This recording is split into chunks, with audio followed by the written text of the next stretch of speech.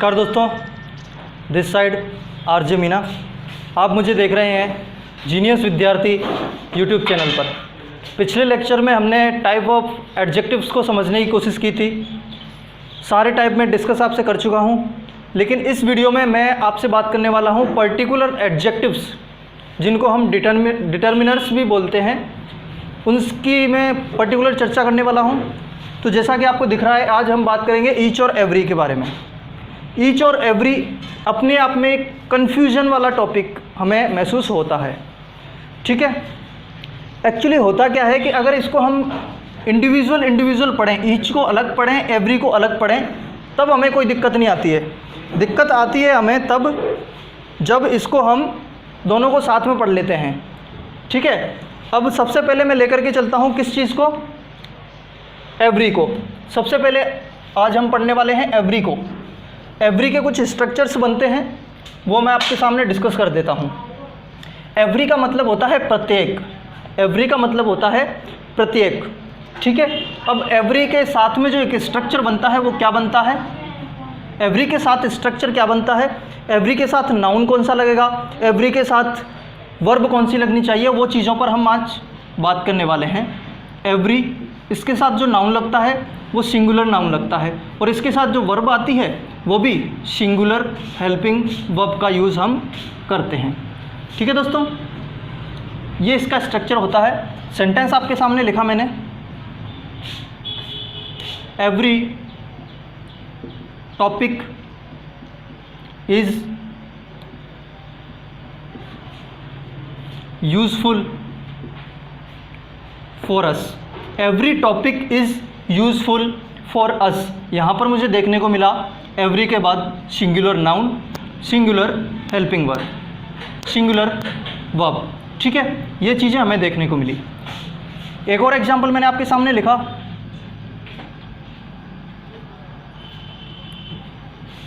Every boy is my friend. तो ये एक बेसिक सा स्ट्रक्चर है किस चीज़ का, एवरी का, ठीक है। इसके बाद में एक और स्ट्रक्चर मैं आपके सामने रखने की कोशिश करूँगा। अगला स्ट्रक्चर मैं आपके सामने रखता हूँ। अगला स्ट्रक्चर है, जब भी आपके सामने एवरी के साथ वन ऑफ का यूज़ किया जाए, एवरी के साथ वन ऑफ का यूज़ अगर आपके सामने किया जाए तो आपको क्या करना है, यहाँ पर प्लूरल नाउन का यूज़ करना है, लेकिन जो वर्ब आएगी वो आएगी सिंगुलर हेल्पिंग वर्ब का यूज़ हमें इसके साथ करना होगा। करना क्यों होगा ये मैं आपको बताता हूँ एग्जाम्पल के थ्रू। नाउन प्लूरल आया है, फिर भी हम जो हेल्पिंग वर्ब का यूज़ करेंगे वो सिंगुलर होगी। ऐसा क्यों? अगर आपने मेरी सब्जेक्ट और ऑब्जेक्ट पहचानने वाली वीडियो अगर आपने मेरी देखी है तो आप इस चीज़ को महसूस करेंगे। जैसे मैंने आपके सामने लिखने की कोशिश की, every one of topics is are useful for us. Every one of topics is are useful for us. अब यहाँ पर मैं इससे कंपैरिजन करूँगा तो ये तो मुझे समझ में आ रहा है कि आर तो यहाँ पे नहीं लगना चाहिए। अपना जो हेल्पिंग वर्ब होगा वो क्या होगा, सिंगुलर हेल्पिंग वर्ब होगा। सिंगुलर होगा कैसे पता चला, इसके थ्रू। अब होगा क्यों, देखिए मैंने बोल दिया, आपने मान लिया, लेकिन मानने से पहले आप उस चीज़ को जान लो। जान करके मानना एक अच्छी प्रोसेस है, ठीक है दोस्तों। तो यहाँ पर हमें देखना है कि ये ऑफ आया है, ऑफ के बाद में हमें क्या देखने को मिल रहा है, एक नाउन देखने को मिल रहा है, ठीक है। तो ये नाउन क्या हो जाएगा, इस ऑफ प्रीपोजिशन का ऑब्जेक्ट हो जाएगा। अब ये चूंकि ऑब्जेक्ट हो गया तो ऑब्जेक्ट सब्जेक्ट बन ही नहीं सकता है, ये सब्जेक्ट नहीं बन सकता, तो इसका सब्जेक्ट कौन बनेगा, एवरीवन, वन बनेगा। अब वन, इससे पहले एडजेक्टिव लगा हुआ है एवरी, तो वन अपने आप में क्या है, सिंगुलर सब्जेक्ट है। सिंगुलर सब्जेक्ट है तो इसके अकॉर्डिंग हमें सिंगुलर वर्ब का यूज़ करना होगा। अब चूंकि वन है तो इसके साथ में हमेशा ही हमें सिंगुलर वर्ब का यूज़ करना होगा, क्योंकि हमेशा अपना सब्जेक्ट कौन रहेगा, वन रहेगा। क्योंकि यहाँ पर ये जो नाउन आएगा वो क्या होगा, अपने आप में ऑब्जेक्टिव केस होगा। ऑब्जेक्ट किसका बनेगा, ऑफ का बनेगा। तो आप ये हल्का सा स्क्रीनशॉट ले लीजिए या फिर इसको नोट कर लीजिए।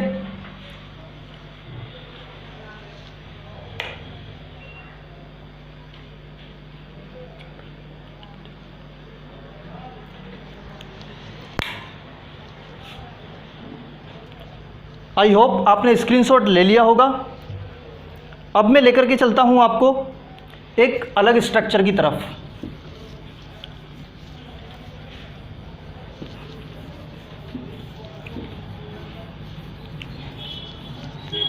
एक नेक्स्ट स्ट्रक्चर आपके सामने है जिसमें क्या होता है, एवरी तो होता ही है, लेकिन इसमें एक गैप नहीं होने की बजाय आपको इसके साथ में ही रखना होता है किस चीज़ को, बड़ी, थिंग, वन, वेयर। जैसे मैंने आपके सामने लिखने की कोशिश की एवरीबडी, तो इनके बीच में, एवरी और बडी के बीच में कोई गैप नहीं है, ठीक है। इसी तरीके से मैंने लिखने की कोशिश की एवरीवन, तो यहाँ पर भी कोई गैप हमें नहीं देखने को मिल रहा है।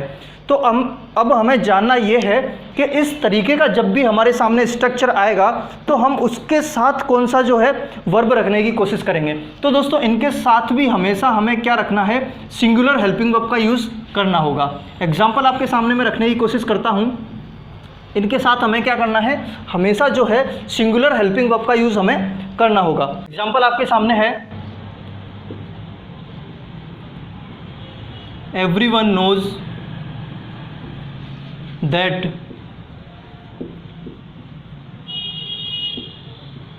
भूटान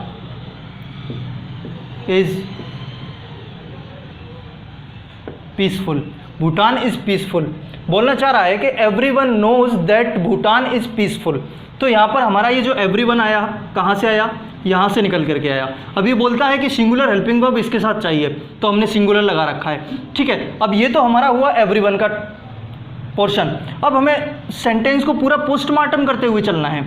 अब इस अपने आप में क्या है, बी वर्ब। बी वर्ब के बाद में 4 स्ट्रक्चर मैंने आपको बताए थे, उनमें से कौन सा वाला आ रखा है जो एडजेक्टिव बनता है, वो वाला आ रखा है। बोतल लेके आना, एडजेक्टिव वाला आ रखा है, ठीक है। बी वर्ब के साथ पीसफुल। भूटान कैसा है, भूटान पीसफुल है, ठीक है। तो ये स्ट्रक्चर आपके सामने बन रहा है। अब ये अपने आप में क्या है, मैंने भूटान का बी जो है कैपिटल लेटर में लिखा है। कैपिटल लेटर में क्यों लिखा, क्योंकि भूटान अपने आप में क्या है, प्रॉपर नाउन है, और प्रॉपर नाउन का जो इनिशियल लेटर होता है वो कैपिटल लेटर में लिखा जाता है, इसीलिए भूटान का जो कैपिटल लेटर में लिखा हुआ है, ठीक है। अब ये दैट अपने आप में क्या है, ये है कंजंक्शन। कंजंक्शन ये क्या कर रहा है, 2 क्लोजेस को जोड़ रहा है। ये अपने आप में एक क्लोज है, ये अपने आप में क्लोज है। क्लोज क्यों, क्योंकि सब्जेक्ट और वर्ब का जब भी एक जोड़ा हमें मिलेगा, एक पेयर मिलेगा, तो उसको हम बोल देंगे, क्या बोल देंगे मेरे दोस्त, इसको हम बोल देंगे क्लोज। तो दोनों क्लोजेस को ये जोड़ रहा है, तो ये अपने आप में क्या हो गया, कंजंक्शन हो गया दैट, ठीक है।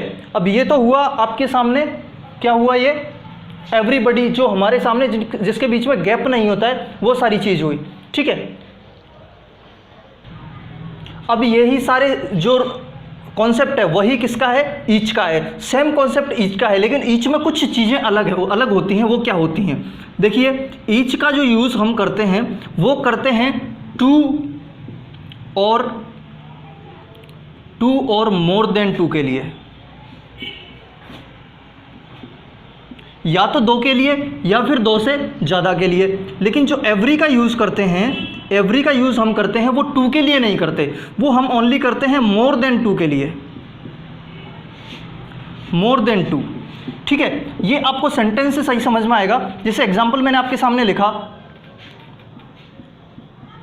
Each girl has a book, ठीक है। अब हमें यहाँ पर महसूस नहीं हो रहा है कितनी गर्ल्स हैं, ठीक है। तो हमने यहाँ पर क्या किया, ईच और गर्ल। गर्ल अपने आप में सिंगुलर नाउन हमने यूज़ किया, क्योंकि ईच के बाद में भी सेम एवरी के जैसे क्या होता है, सिंगुलर नाउन का यूज़ हमें करना होता है, ठीक है दोस्तों। उसी के अकॉर्डिंग हमने क्या लगाया हुआ है, सिंगुलर वर्ब लगाया हुआ है, हैज़।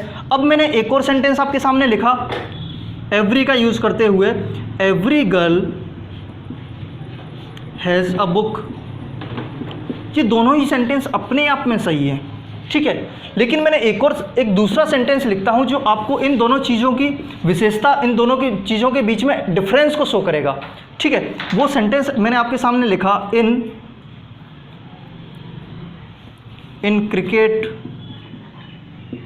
क्रिकेट एवरी या फिर ईच टीम हैज़ 11 प्लेयर्स। अब ये बोलना चाह रहा है in cricket every oblique each team has 11 players.